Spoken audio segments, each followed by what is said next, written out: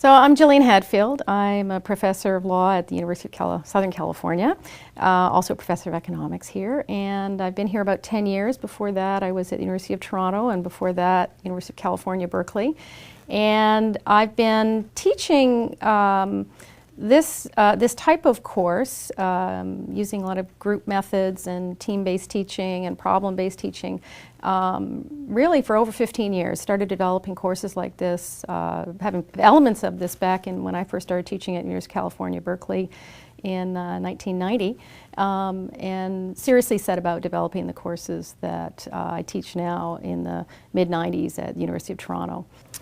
So the innovations I've introduced into my first year class, I teach first year contracts and have done so for 20 years. I've probably been teaching using these methods for about 10. In many ways, my first year class does not look so different from everybody's standard first year class. I use a case book. Students are reading all those great cases about the smoke ball and the Kirkseys and all those traditional cases are in there. They are getting exposure to the basic doctrinal components of contract law. But at the same time, I've made it very clear in the way I've introduced some team-based writing assignments that they do during the semester that the goal of learning all of those rules is to figure out how to solve somebody's problem, to give them advice. Now, in fact, I think everybody who teaches first-year contracts, this is effectively what we always ask people to do on final exams. We say, here's a little scenario, advise your client. Now, sometimes people will add in questions about write a memo for the judge or answer some short answer questions, but the core of the first-year exam is still, here's a story, advise your client. Well, I'm just taking that idea of what it is we think we're teaching people how to do in first year and taking it very seriously and giving them practice at doing that during the course of the semester. So during the semester, I've trimmed back on the doctrinal coverage a bit, not a lot. There's no gaping holes in the doctrinal coverage.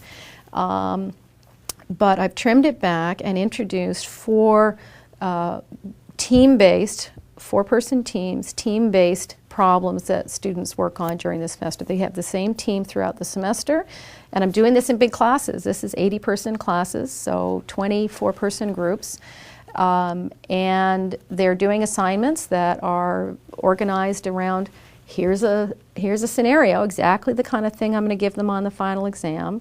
Advise your client. But what we do is break that down into a very clear distinction between the issue spotting that's involved in solving that problem, the judgment involved in figuring out where do you focus in solving that problem, and then the analytical tools that you bring to bear on saying, I think you have a strong position or a weak position on whether or not you get that document admitted or whether that term would be interpreted in the way that would be helpful to you. So the students work in these teams over the semester on these projects. They produce either an outline of issues, whether the December 8th letter can be admitted, whether it's in conflict with the signed document, whether that signed document is an integrated document, all the good standard questions from first-year contracts.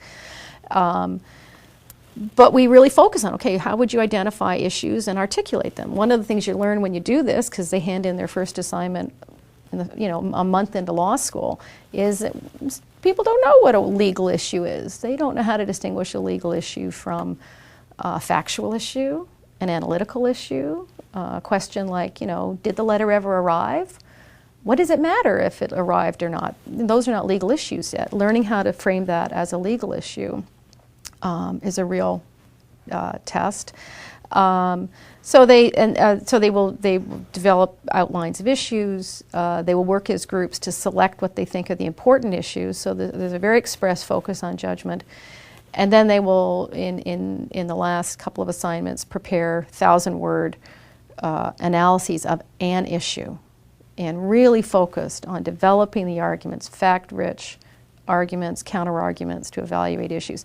So the main thing this is getting past is the first-year tendency to do nothing until the final exam, get no feedback till the final exam, and then you get a final exam that everybody knows is just a race to get check marks.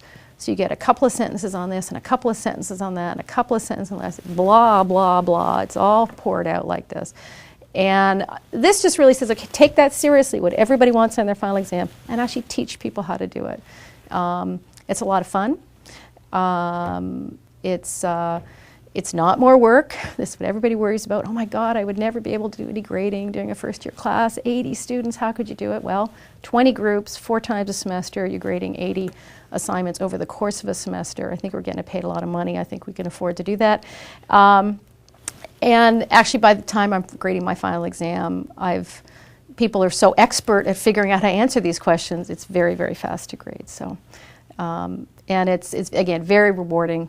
Students learn a great deal about it. My students always tell me that when they come to their final exam and contracts, it's the one they're least anxious about because they know exactly what it is they're expected to do, and they feel quite comfortable with that. And they've all survived the fact that I've been the only law professor they've had the first semester to give them grades outside of their legal research and writing classes. And again, you know, students, they're pretty mature, and they manage it, and they really appreciate the fact that they have a good sense of what it is that we want. Because most first-year classes, they have, you know, it's just a big mystery. And all they're doing is going on the lore that they get from upper year students or from online guides or, you know, books and so on. And this is kind of taking that mystery out of it.